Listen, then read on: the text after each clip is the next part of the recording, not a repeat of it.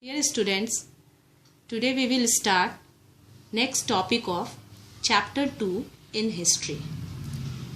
Students, in previous classes we discussed about many emerging kings and kingdom such as Rashtrakutas, Gurjar Pratihara.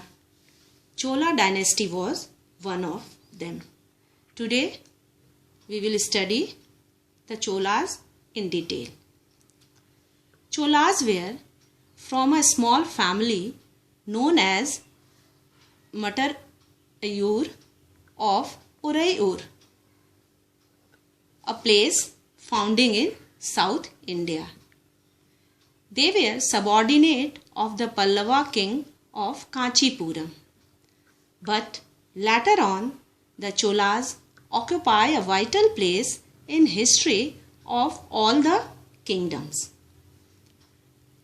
In the south, the Cholas became the most powerful, important dynasty from the 9th century onwards. Vijayalaya, Chola's king, founded the Chola dynasty in around 850 CE. Means Vijayalaya was the founder of the Chola dynasties.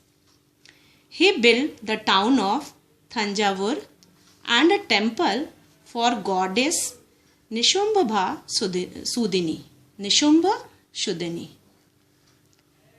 Vijayalaya's successors expanded their kingdom in size and power. They occupied the Pandyan and Pallavas territory. Successor means the kings who ruled after Vijayalaya.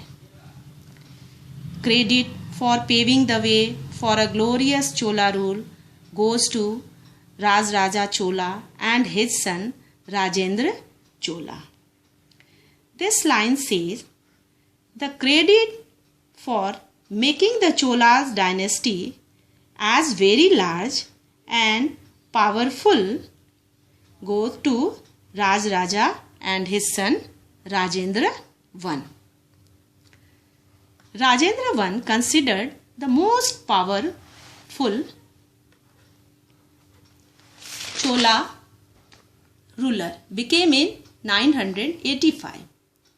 He reorganized the administrations of the empire and introduced two important features, the navy and the local self-government. In AD 1005, while he was still a monarch, he appointed his son Rajendra I as his successor. The big temples of Thanjavur and Gangaikoda Cholapuram, built by Rajaraja and Rajendra, are architectural and sculptural marvels.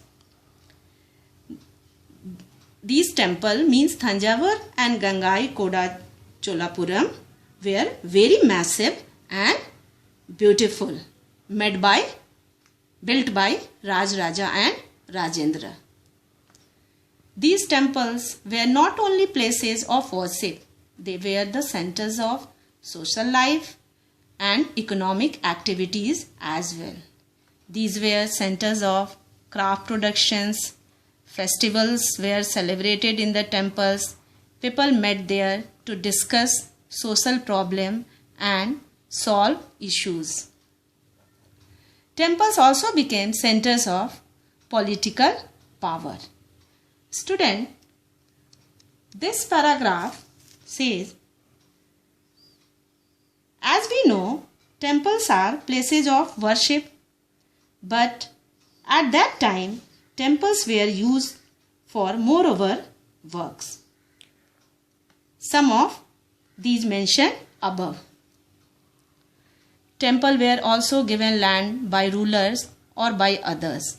Each temple complex was like a self-sufficient community with priests, craftsmen, dancers, musicians, tailors, goldsmith, garland maker, cooks, musician, dancer, and many others. In other words, temples were not only places of worship, they were the hub of economic, social and cultural life as well. Many stone and metal sculptures of the Chola period have been found. Metal statues were also sculpted during this period amongst the crafts associated with the temples. The making of bronze images was the most distinctive. Chola bronze images are considered amongst the finest in the world. Many images were of deities and sometimes images were made of devotees as well. Means in the Chola period जो भी काम वो most important metal जो था वो bronze था और जो ब्रॉन्ज की क्वालिटी थी वो ऑल ओवर वर्ल्ड में बेस्ट थी और वो उसकी क्वालिटी इमेजेस की गॉड डेटीज मतलब गॉड्स की और साथ ही डिवोटीज की भी जो पूजा करते थे उनकी भी बहुत सारी उस समय की इमेजेस बनी हुई है और वो जितने भी वर्ल्ड के जितने भी इस तरह के इमेजेस हैं ब्रॉन्ज से उसमें वो बेस्ट है. Thanks student. I will send your next topic in my next video lecture.